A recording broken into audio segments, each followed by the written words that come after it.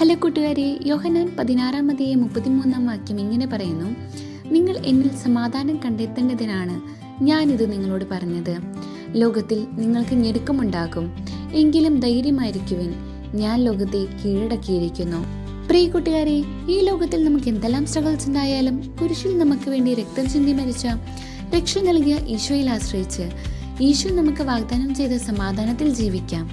യോഹന്നാൻ 20:21 യേശു വീണ്ടും അവരോട് പറഞ്ഞു: നിങ്ങൾക്കു സമാധാനം. പിതാവ് എന്നെ അയച്ചതുപോലെ ഞാനും നിങ്ങളെ അയക്കുന്നു. ഈശോയെ പോലെ നമുക്കും മറ്റുള്ളവർക്ക് സമാധാനം നൽകുന്നവരാകാൻ പരിശുദ്ധാത്മാവേ, സമാധാനം എന്നിൽ നിറയ്ക്കണമേ എന്ന് പ്രാർത്ഥിക്കാം. പരിശുദ്ധാരൂപിയെ പാവനാത്മനെ നിത്യസഹായക വന്നിടണേ. സത്യസ്നേഹമേ അഗ്നിജ്വാലയെ കത്തിപ്പടരുവാൻ വന്നിടണേ. നിറയൂ പാവനാത്മനെ, നിറയൂ സത്യസ്നേഹമേ, നിറയൂ